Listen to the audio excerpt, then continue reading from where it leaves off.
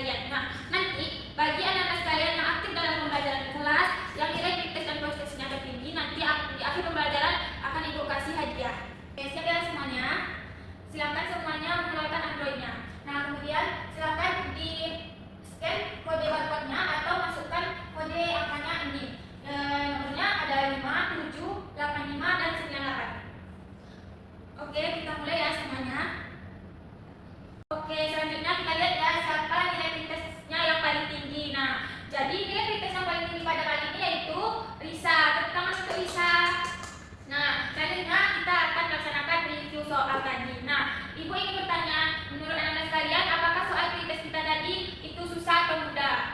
Oke, baik sekali ya. Berarti semua anak-anak Ibu sudah belajar tadi malam. Nah, Ibu harap anak-anak Ibu sekalian bisa meningkatkan lagi untuk kedepannya. Oke, anak-anak Ibu semuanya, Ibu ingin bertanya nih, siapa yang masih ingat pada pertemuan kita sebelumnya kita mempelajari mengenai apa? Ya, betul sekali, kita mempelajari mengenai ciri atau karakteristik dari enzim. Nah, siapa yang masih ingat apa-apa saja ciri atau karakteristik dari enzim tersebut? Ya, silakan Hikmah. Oke, betul sekali ya yang disampaikan oleh Hikmah, bahwa ciri atau karakteristik dari enzim ini yaitu dia bersifat spesifik, memiliki sisi aktif, dan dipengaruhi oleh suhu dan pH. Oke, selanjutnya coba anak-anak perhatikan gambar di depan. Nah, berdasarkan gambar tersebut, sifat enzim yang paling tepat adalah. Nah, manakah sifat enzim yang paling tepat? Siapa yang bisa menjawab? Oke, silakan Rifa. Ya, betul sekali ya Rifa. Sifat enzim yang tepat adalah kerja enzim bersifat spesifik. Nah, siapa yang tahu kenapa dia bersifat spesifik? Ya, silakan Zahya. Ya, betul sekali yang disampaikan oleh Zahya. Tepuk tangan dulu untuk Zahya. Nah, jadi pembelajaran kita hari ini masih berkaitan mengenai enzim, yaitu kita akan mempelajari cara kerja enzim yang pada khususnya akan kita lihat pada cara kerja enzim di dalam lambung serta perannya.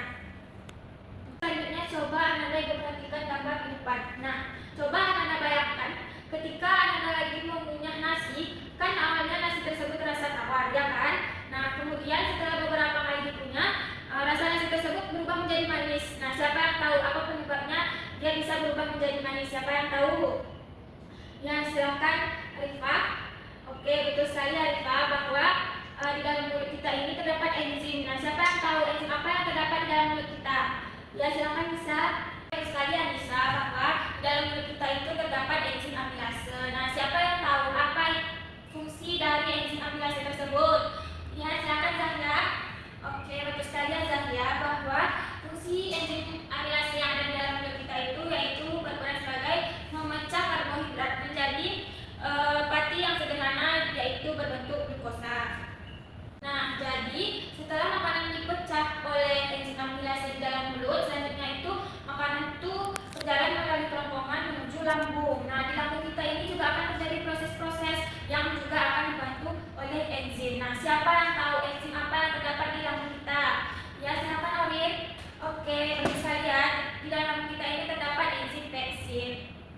Nah, jadi tujuan pembelajaran kita pada hari ini yaitu peserta didik dapat menjelaskan cara kerja enzim, dan yang kedua peserta didik mampu menelaah prinsip kerja enzim pepsin di dalam lambung dan enzim bromelin pada nanas dan peranannya. Selanjutnya di sini ada dua gambar, yaitu yang pertama gambar cara kerja enzim LogNT atau kunci dan gembok, dan yang kedua gambar cara kerja enzim induksin atau kecocokan induksi. Nah, siapa yang bisa menjelaskan apa itu teori enzim log dan NT? Oke, silakan Zahya.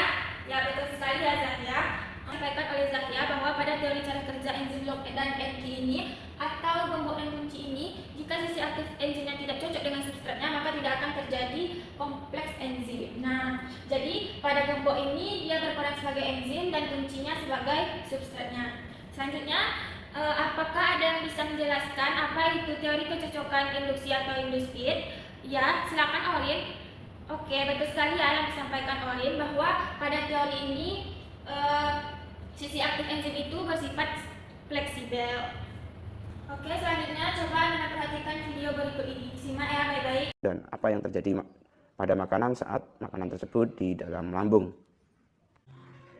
Nah, di dalam lambung, makanan akan dicerna secara mekanis dan kimiawi. Pencernaan mekanis dilakukan oleh dinding atau otot lambung yang meremas dan mengaduk makanan. Sedangkan pencernaan kimiawi dilakukan oleh enzim yang dihasilkan oleh kelenjar getah lambung. Nah, enzim sendiri didefinisikan sebagai biokatalisator yang berfungsi mempercepat reaksi biologis di dalam tubuh. Jika tidak ada enzim, maka substrat-substrat atau zat-zat itu tidak akan tercerna dengan baik atau bahkan mungkin memerlukan waktu yang sangat lama. Bisa saja 2 hari, 2 minggu, atau bahkan 2 tahun. Jika itu terjadi, maka tubuh tidak akan mendapatkan nutrisi yang semestinya. Hal itu bisa mengakibatkan gangguan metabolisme, gangguan bahkan bisa menyebabkan malnutrisi. Nah, makanan yang kita makan itu tidak bisa langsung diserap oleh tubuh. Dibutuhkan enzim untuk memecah makanan tersebut menjadi zat-zat yang lebih sederhana sehingga bisa diserap dan digunakan oleh tubuh. Berikut ini adalah beberapa enzim yang dihasilkan oleh lambung. Di antaranya adalah pepsin, asam klorida, renin. Nah, oke. Dari video yang telah Ibu tayangkan tadi, kira-kira pertanyaan apa yang terlintas di pikiran Anda sekalian? Nah, silakan Pria. Oke, bagus sekali ya pertanyaan Pria. Jadi, pertanyaan dari Pria itu, enzim apa yang dihasilkan di dalam lambung dan apa peran dari enzim tersebut? Dari Anda Ibu sekalian, siapa yang bisa menjawab pertanyaan yang disampaikan oleh Pria tadi? Ya, oke, saya silakan Zahya. Oke, betul sekali ya yang disampaikan oleh Zahya bahwa di dalam lambung itu terdapat enzim pepsin yang fungsinya yaitu memecah protein menjadi asam amino. Oke, sesuai dengan kesepakatan kita pada minggu lalu, hari ini kita akan melaksanakan praktikum dan Ibu sudah memberikan informasi kepada ketua kelas untuk menyampaikan alat dan bahan apa saja yang akan dibawa pada hari ini. Apakah semuanya membawa alat dan bahannya? Oke, baik. Nah, yang minggu lalu Ibu juga sudah membagikan kelompoknya menjadi 2. Silahkan masing-masing duduk pada kelompoknya. Nah, selanjutnya Ibu minta untuk Pria, silakan dibacakan SOP laboratorium kita pada hari ini. Oke, terima kasih ya Pria. Nah, jadi kan praktikum kita pada hari ini yaitu praktikum uji enzim bromelin pada daging ayam. Nah, jadi praktikum ini merupakan analogi dari cara kerja enzim pepsin yang ada di dalam lambung kita. Kenapa kita memakai enzim bromelin ini? Karena enzim bromelin ini fungsinya sama dengan enzim pepsin yang ada di lambung, yaitu memecah protein menjadi asam amino. Nah, enzim bromelin ini terdapat pada buah nanas. Nah, selanjutnya daging ayam ini merupakan kita analogikan sebagai protein pengganti. Nah, jadi praktikum yang kita lakukan pada hari ini yaitu kita ingin melihat bagaimana cara kerja enzim pepsin yang terjadi di lambung yang kita analogikan menggunakan enzim bromelin yang ada di nanas dan daging ayam. Oke, selanjutnya silakan Rifa bacakan alat dan bahan yang akan kita gunakan pada praktikum kita hari ini. Oke, terima kasih Rifa. Selanjutnya silakan kepada Nisa bacakan prosedur kegiatan kita pada hari ini. Oke, bagus sekali. Terima kasih ya Nisa. Nah, jadi semua anak-anak Ibu sudah paham kan bagaimana cara kerja dari praktikum kita pada hari ini. Nah, jadi sebelum kita memulai praktikum kita pada hari ini, silakan anak-anak semua memakai jas labnya terlebih dahulu. Nah, sudah memakai jas labnya semuanya? Oke, silakan anak-anak Ibu semuanya memulai praktikumnya.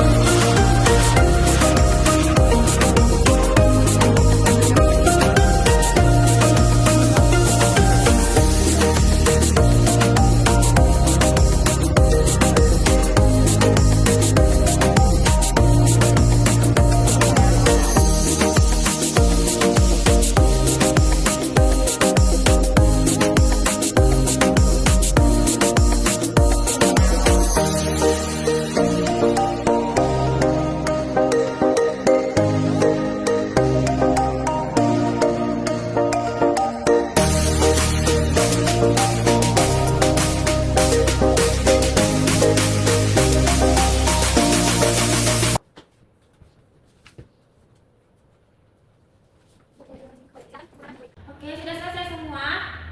Oke, silakan kepada kelompok 1 untuk mempresentasikan hasil diskusinya. Baik,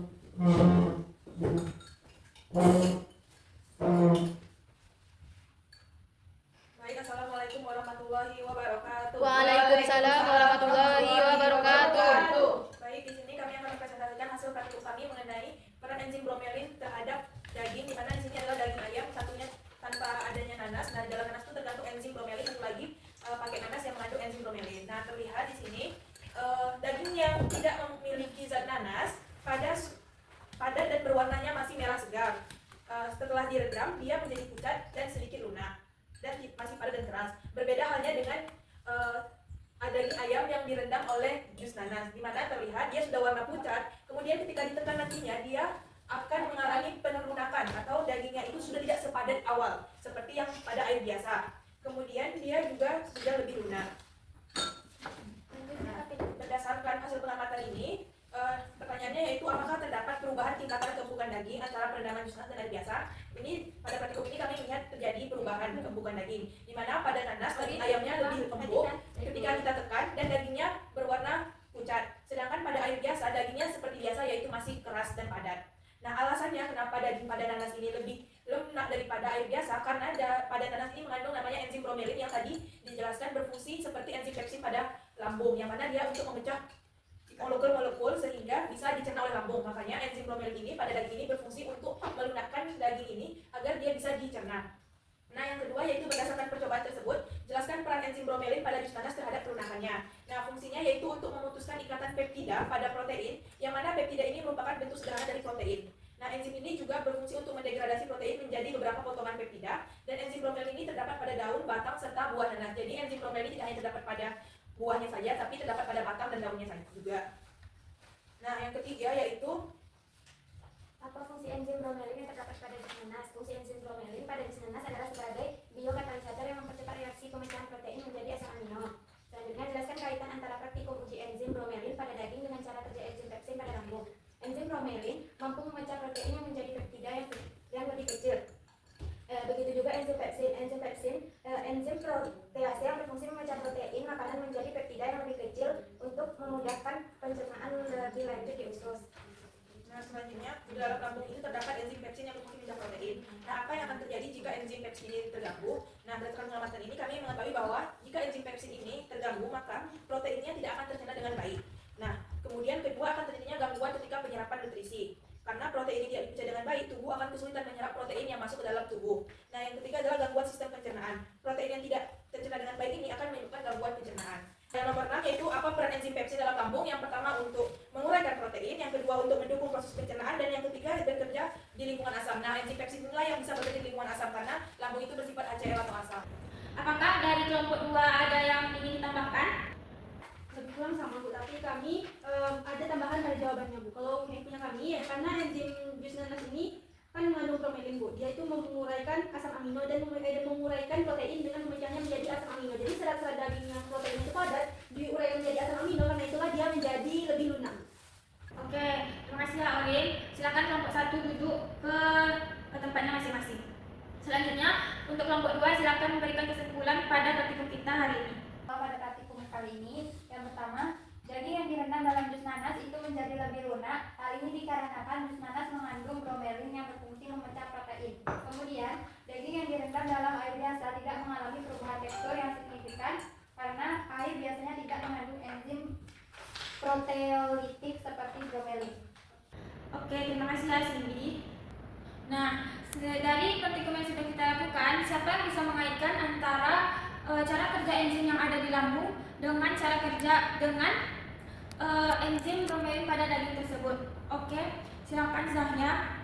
Hubungannya yaitu seperti yang sudah dijelaskan tadi, bahwasanya makanan itu dicerna dari mulut, esop kerongkongan, esofagus. Nah, makanan yang dimakan itu berupa kim. Kim ini diibaratkan sebagai sebuah sepotong daging. Nah, sepotong daging itu kan merupakan dia memiliki tekstur yang padat dan juga dengan tekstur daging yang keras. Nah, dengan adanya enzim pepsin di lambung, dengan lambung itu dia harus menggunakan gerak peristaltik yaitu seperti meremas. Enzim pepsin ini berfungsi untuk mempercepat atau sebagai biokatalisator pada saat proses biologisnya, yang dimana enzim pepsin ini memecah protein-protein yang ada di daging atau makanan tersebut sehingga menjadi molekul-molekul sederhana yang mudah diserap oleh lambung. Nah, hubungannya dengan enzim bromelin yaitu cara cara kerja dan juga fungsi pada enzim tersebut sama. Dikarenakan enzim bromelin juga berfungsi sebagai memecah protein yang ada pada makanan, sehingga dapat dilihat tadi bahwasanya terjadinya perubahan tekstur pada daging ayam yang dari awalnya padat sehingga berubah menjadi lunak. Hal tersebut merupakan salah satu perbedaan yang dimana terjadinya kalau di lambung manusia itu ada enzim pepsin, sedangkan di nanas itu ada enzim bromelin. Oke, benar sekali ya yang disampaikan oleh Zahya, tepuk tangan untuk Zahya.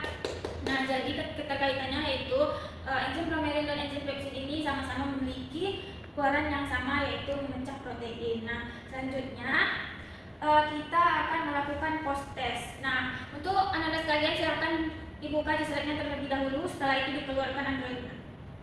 Sudah dikeluarkan Android-nya, silakan di scan kodenya atau masukkan kode nomornya. Nomornya itu ada 7000255. Oke, kita lihat ya siapa nilai post testnya yang paling tinggi. Apakah masih Risa yang masih tinggi? Oke, kita lihat ya. Jadi nilai post test yang tertinggi yaitu Risa. Tepuk tangan untuk Risa. Oke, setelah kita mempelajari pembelajaran kita hari ini, Ibu ingin bertanya nih, kira-kira apa hal baru yang Anda dapatkan pada pembelajaran kita hari ini? Oke, silakan Rifa. Jadi Rifa jadi tahu bahwasannya selain enzim pepsin ternyata ada enzim yang dapat memecah protein, yaitu enzim bromelin yang terdapat dalam buah nanas. Nah, makanya itu selama ini kita tahu bahwa beberapa orang itu memasak daging dengan merendamnya dulu di larutan nanas. Ada yang menambahkan? Tidak, Bu. Saya, Bu. Silakan Zahya. Jadi Bu, hal baru yang didapatkan selain dari proses terjadinya pelumpukan pada daging tersebut, kita juga memahami bagaimana cara mekanisme kerja enzim pepsin yang ada di lambung, Bu. Nah, umumnya kan tentu kita cuma tahu makanan itu ditelan aja, jadinya ke lambung. Tapi karena pembelajaran ini kita jadi tahu bagaimana proses pencernaan makanan yang terjadi di lambung, Bu. Ya, betul sekali ya Rifa. Jadi dengan kita mempelajari cara kerja enzim ini, kita tahu dan kita bisa menjaga pola makan kita, sehingga kita bisa menjaga sistem pencernaan kita yang ada di dalam tubuh kita. Oke, selanjutnya sesuai dengan kesepakatan kita di awal tadi, bahwa siapa yang aktif pada pembelajaran, siapa yang nilai tes dan post testnya yang paling tinggi, Ibu akan memberikan reward.